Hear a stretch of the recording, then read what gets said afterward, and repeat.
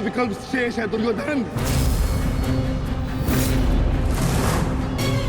मारो भीम, मारो, शीघ्रता करो भीम। इतनी भी क्या शीघ्रता है राजकुमार युधिष्ठिर?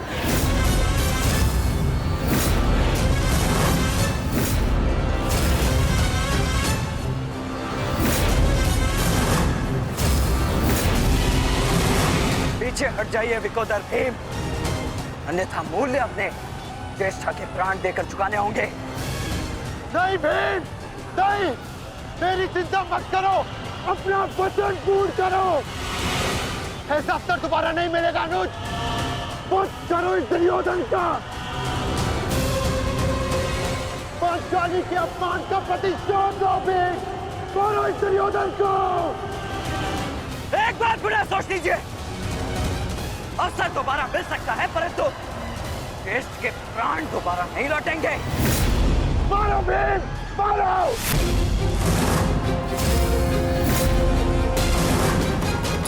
दुर्योधन!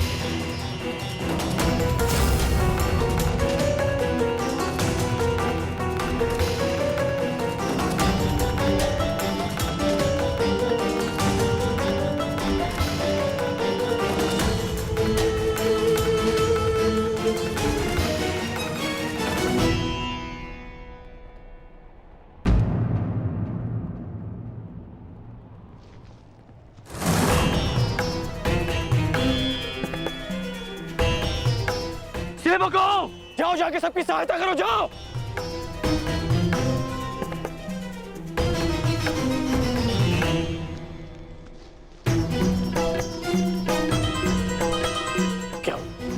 क्या हुआ?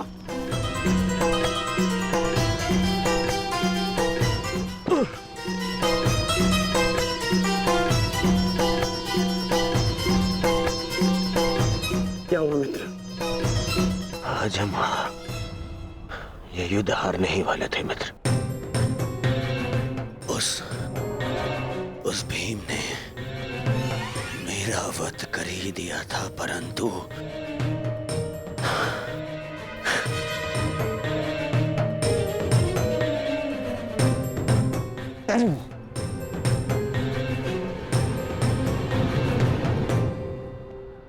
ठीक समय पर आकर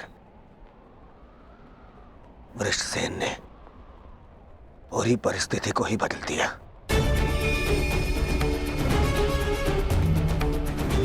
वीर वृषसेन ने आज न केवल मेरे प्राणों की रक्षा की,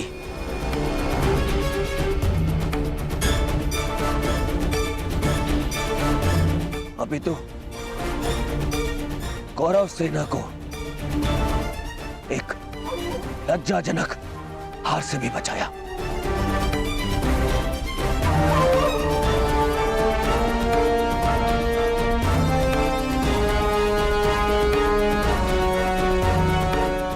मैं गर्वित हूं तुम्हें अपनी सेना में पाकर पुत्र, गर्वित हूं मैं।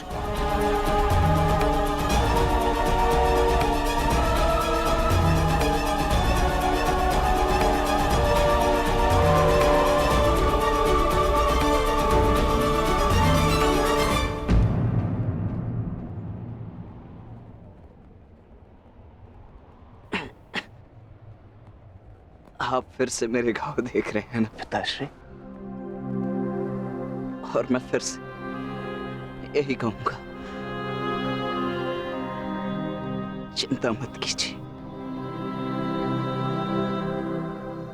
आज का युद्ध समाप्त हुआ और युद्ध भूमि में जो कुछ भी हुआ उसे भुला देना ही श्रेयस्कर है, अपितु उन बाधाओं को समझने का प्रयास करना चाहिए जो हमें विजयश्री बनने या प्राप्त करने से रोक रही है।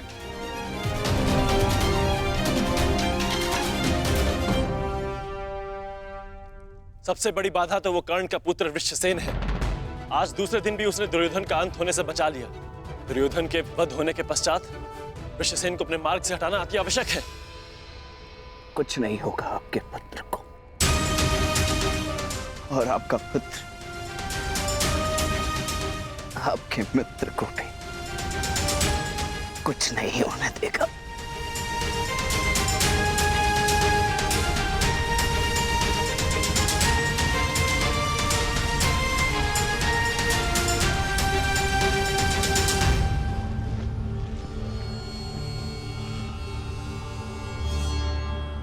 मित्र, आज का दिन हमारे पक्ष में नहीं था। तुम हमारे साथ होते तो कदाचित ऐसा नहीं होता।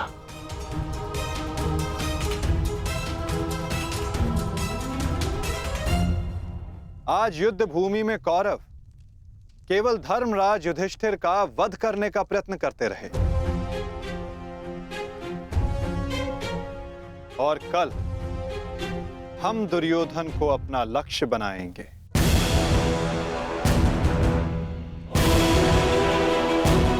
क्योंकि दुर्योधन के अंत के साथ कौरवों की पराजय भी निश्चित है।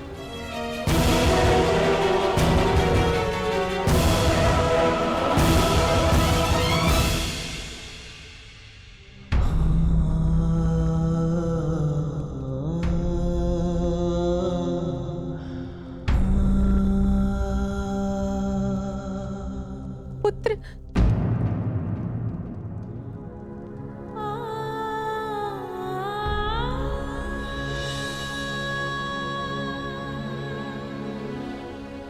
ये क्या दशा बना दी है इस युद्ध ने तुम्हारी? अरे माता, आप कब आई? माता हूं।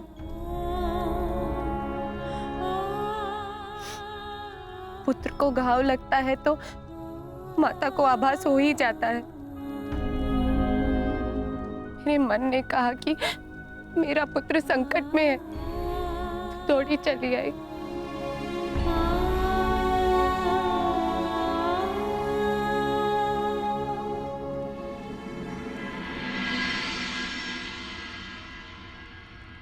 परंतु आप भी तो इसके पिता हैं। क्या अपने पुत्र की इस दशा को देखकर तनिक भी दया नहीं आती? अपने पुत्र के जीवन के लिए आपको कोई मोह नहीं? मैंने निश्चित कर लिया है, तुम कल युद्ध में नहीं जाओगे।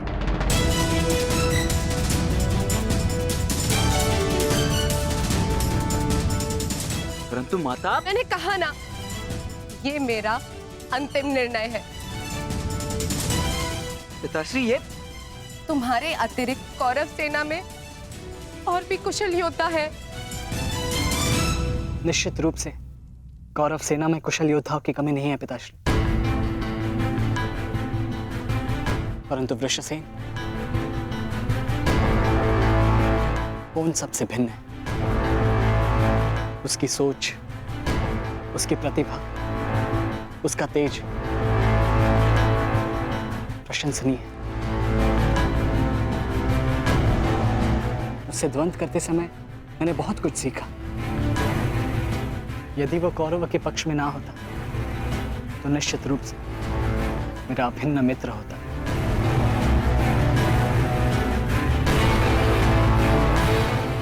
परंतु समझ में नहीं आता कि उसमें इतना तेज आया कहां से। कुछ जन्म से, कुछ कर्म से। वो अंगराज कर्ण का पुत्र है, जिसके मन में मृत्यु का भय नहीं, अपने कर्तव्य की ओर पूर्ण आत्मसमर्पण है। उस पर तेज स्वतः ही आ जाता है अभिमन्यु।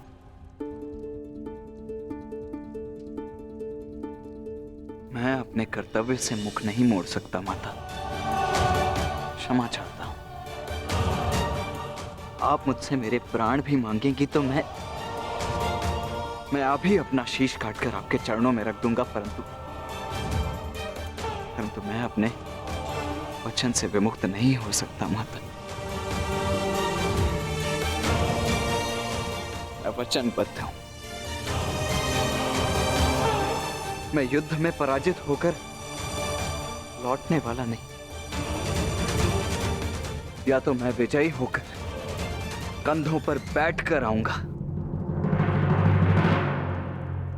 या वीर गति को प्राप्त करके कंधों पर लेटकर।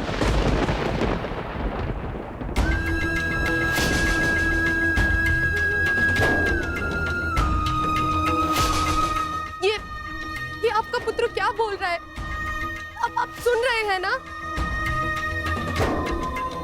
मैं आपसे हाथ जोड़कर विनती करती हूँ स्वामी, रोकिए इसे। आप ऐसा कैसे होने दे सकते हैं? कुछ कीजिए। करना तो तुम्हें है सुप्रिया। ममता और कर्तव्य में संतुलन करना है। तुम एक योद्धा की माता हो, तुम्हें अपने हृदय को कठोर बनाना होगा। मेरी अनुपस्थिति में हमारा पुत्र इस महायुद्ध में अत्यंत मुख्य भूमिका निभा रहा है। मुझे उस पर गर्व है और तुम्हें भी होना चाहिए सुप्रिया। युद्ध में पीछे हट जाने वाले वृषसेन का पिता होने से अधिक युद्ध में बलिदान दे देने वाले वृषसेन का पिता होना अधिक श्रेष्ठकर समझता हूं।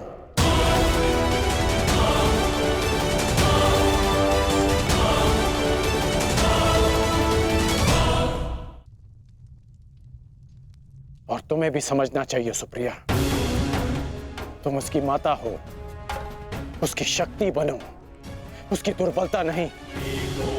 हर मनुष्य अपना लक्ष्य चुनता है और मैंने और वृषसेन ने भी अपना लक्ष्य चुन लिया है। हमारा लक्ष्य ये महायुद्ध है और युद्ध बलिदान मांगता है। यदि वो बलिदान मेरा या मेरे पुत्र का होगा तो हमसे अधिक भाग्यशाली और कोई नहीं होगा सुप्रिया। परंतु मैं इसकी माता हूं। हर कोई जो इस युद्ध में है उसकी भी माता है। वो भी किसी का भाई, बेटा, पिता या पति है। यदि हर माता तुम्हारी भांति विलाप करने लग जाए तो इस युद्ध में योद्धा रिक्त हो जाएंगे। जब युद्ध क्षेत्र में मृत्यु समक्ष खड़ी होती है तो योद्धा पुकारता है, हे मृत्यु, तैयार यदि तू आने को, प्रसन्न मुख आ, द्वार खुला है, तेरा स्वागत, प्रसन्न मुख आ।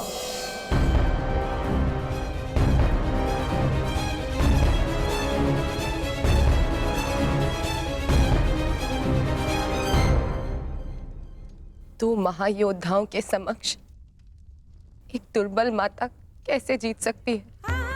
यदि आपने निर्णय ले ही लिया है तो ठीक है,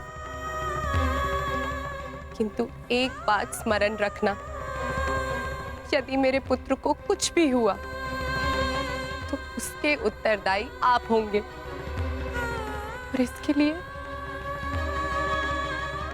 मैं आपको कभी क्षमा नहीं करूंगी।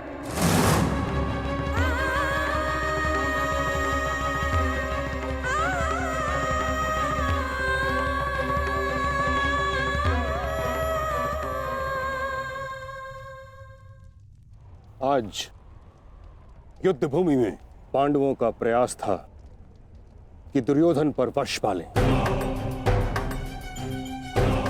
कल भी कदाचित उनका यही प्रयास होगा।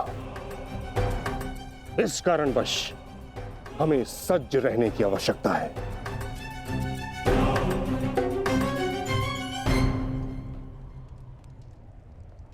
कल हम गरुड़ व्यूह की रचना करेंगे और इस व्यूह का नेतृत्व स्वयं मैं करूंगा। गरुड़ की आंख के स्थान पर मेरा रथ होगा उसके एक पंख पर गुरुद्रोण आप और दूसरे पंख पर अश्वत्थामा, मध्य में मद्रराज शैल्य और युवराज दुर्योधन अंतिम रेखा पे रहेंगे। कुशल योद्धाओं का दल उनका सुरक्षा चक्र बनकर रहेगा और किसी भी मूल्य पर यह सुरक्षा पंक्ति टूटनी नहीं चाहिए। ये लीजिए, ये नई रणनीति लाए। पितामह, आपकी अब तक कोई भी रणनीति सफल तो हुई नहीं है। ऐसा ना हो कि आपकी ये रणनीति भी असफल रहे।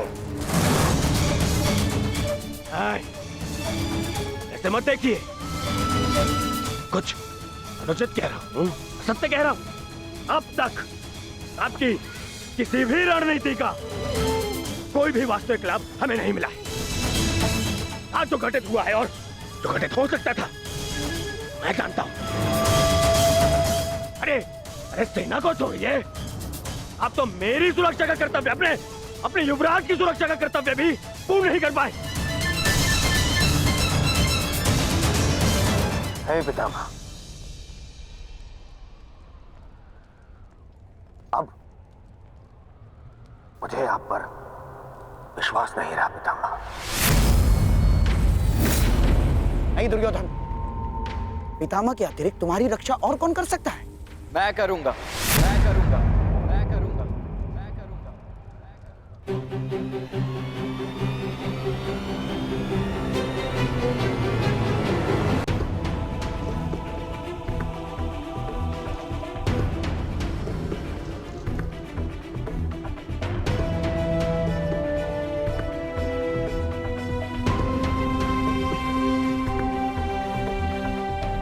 मैं मानता हूं मैं महामहिम के समक्ष कुछ भी नहीं, और मैं हृदय से उनका सम्मान भी करता हूं।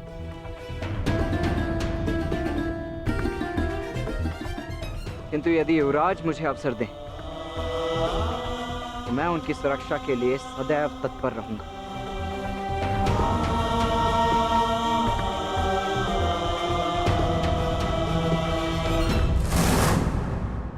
आपका क्या मत है वासुदेव?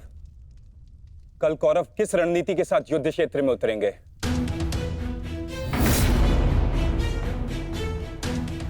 उनकी व्यू रचना क्या होगी?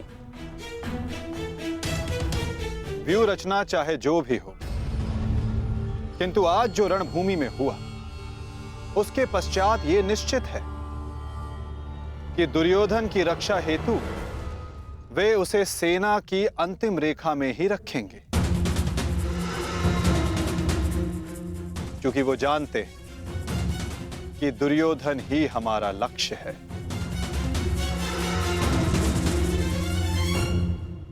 यदि ऐसा है तो फिर हमें कौन से व्यू का उपयोग करना चाहिए माधव? अर्धचंद्र व्यू पार्थ।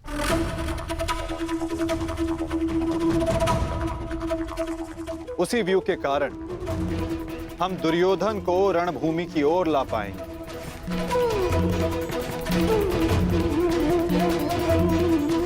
और यदि दुर्योधन व्यू से बाहर नहीं आया तो ये उसकी दुर्बलता समझी जाएगी और मानसिक पराजय भी।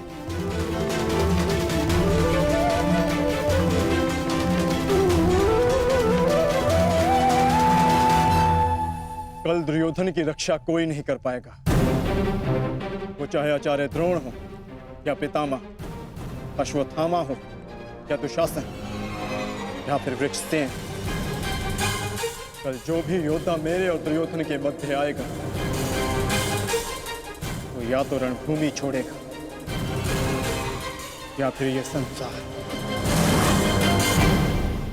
मेरे पिताश्री आप पर पूर्ण विश्वास करते हैं युवराज, और मैं अपने पिताश्री की ओर से आपको यह वचन देता हूं कि जब तक मेरे शरीर में अंतिम श्वास रहेगी तब तक मैं युद्ध भूमि में आपकी सुरक्षा के लिए प्रस्तुत रहूंगा।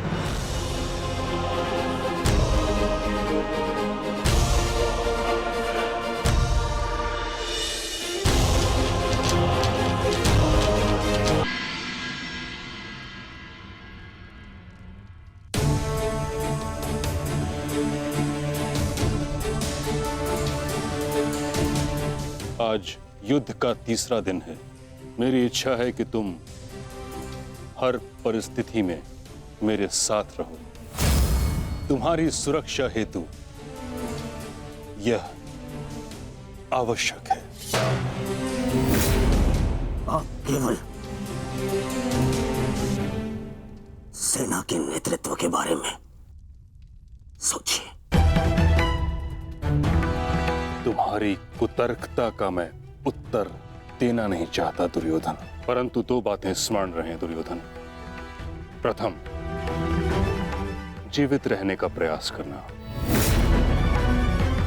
द्वितीय, सदैव मेरे पीछे ही रहना।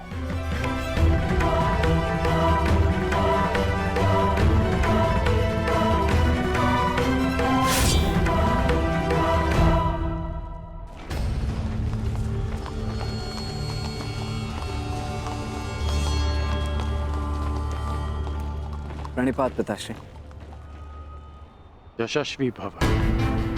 मैं यहां तुम्हें यह बताने नहीं आया कि मन लगाकर युद्ध करना, क्योंकि वो तो तुम करोगे ही। मैं यहां तुम्हें एक सीख देने आया हूं।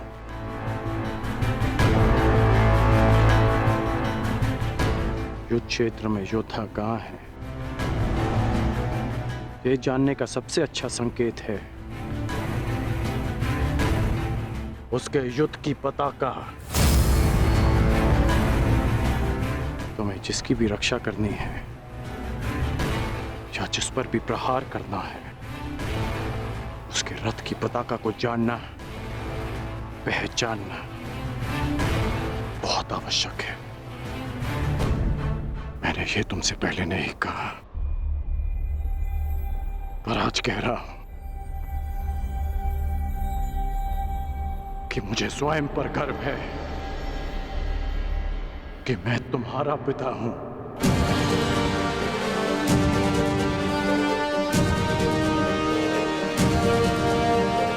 कल्याण हो तुम्हारा पुत्र।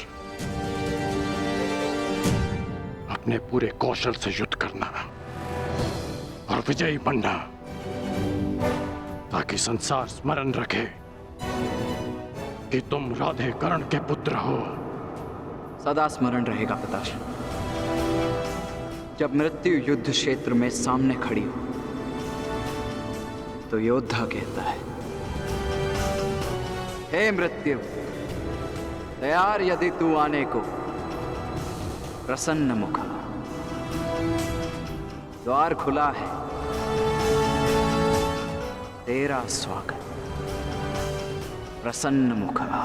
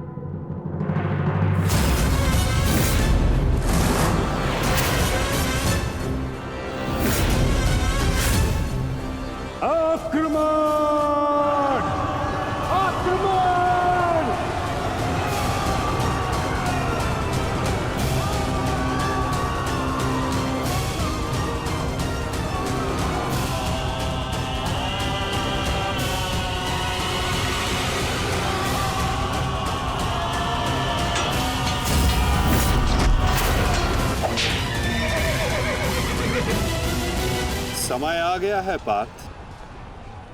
क्या करना है, स्मरण है ना?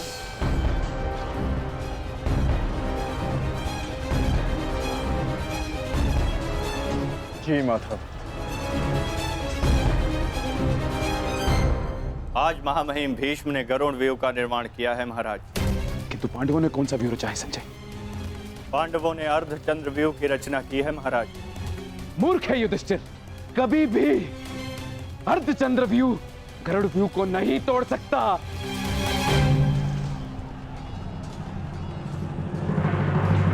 प्रस्थान करो विकोदर। जो आदेश वासुदेव। अपने साथ कुछ सैनिक भी लेते जाओ। जी वासुदेव। सैनिकों, आगे बढ़ो।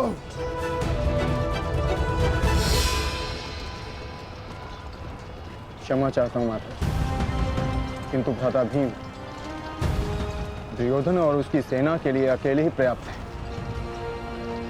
तो फिर आपने उनके साथ सैनिक क्यों भेजे? जिस कार्य के लिए विकोदर जा रहे हैं वहां शत्रु का ध्यान बटाने के लिए उन्हें सैनिकों की आवश्यकता अवश्य पड़ेगी। तुम समझ रहे हो ना पार्थ?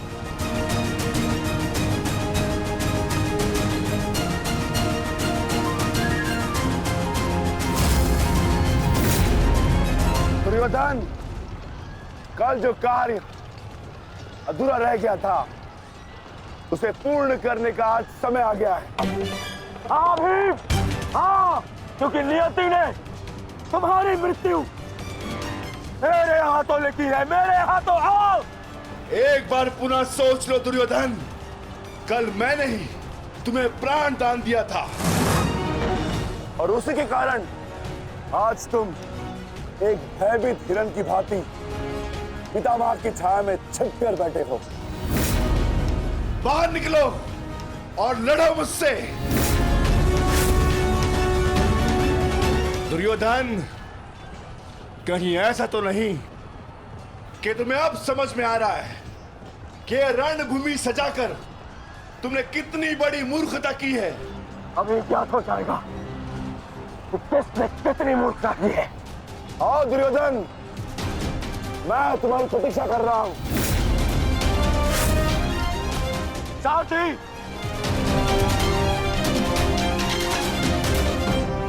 पांडवों ने अर्धचंद्र व्यूह बनाया है। यदि युवराज इसमें फंस गए ना तो उनकी सुरक्षा करना असंभव हो जाएगा। कुछ ना कुछ तो करना होगा मामहिम।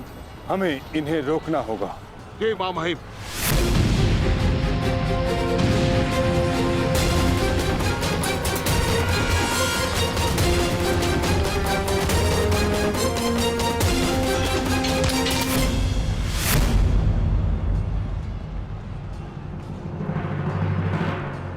प्रणिपात प्रपितामह।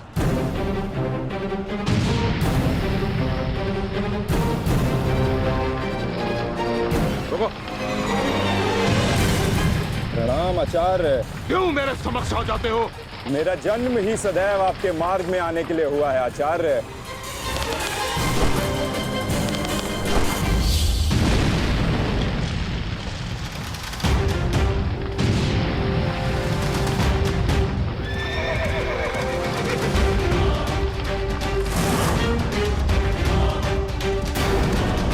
मुझे युवराज की सहायता के लिए जाना होगा।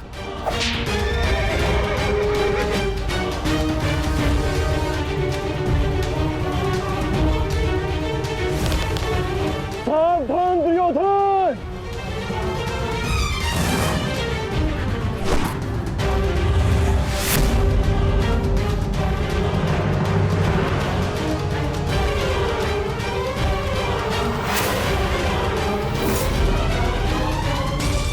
चूक गए अर्जुन, अपना एक बाण व्यर्थ कर दिया तुमने। ना मेरा बाण अपना लक्ष्य चूकता है और ना मैं कोई बाण बिना लक्ष्य संधान करता हूं।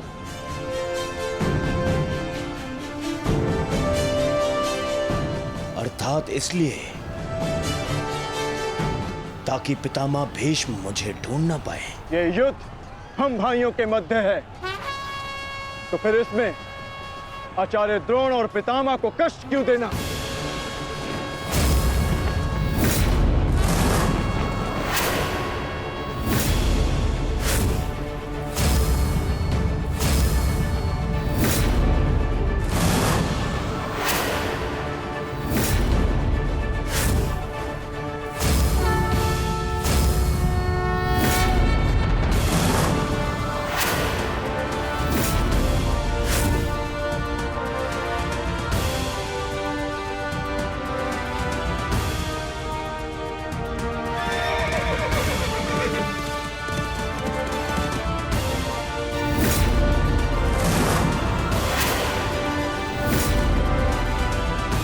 युद्ध क्षेत्र में योद्धा कहाँ है, ये जानने का सबसे अच्छा संकेत है उसके युद्ध की पताका। सारी पांडव पताकाएं एक साथ, अर्थात वहां कोई एक विशेष शत्रु है, और वो विशेष शत्रु युवराज दुर्योधन के अतिरिक्त और कोई नहीं हो सकता।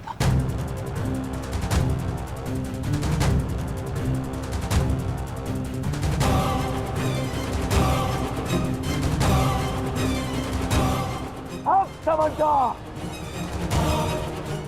जब बल से कार्य नहीं बना तो छल से मुझे बंदी बनाने की योजना बनाई है तुम पांडवों ने। हाँ?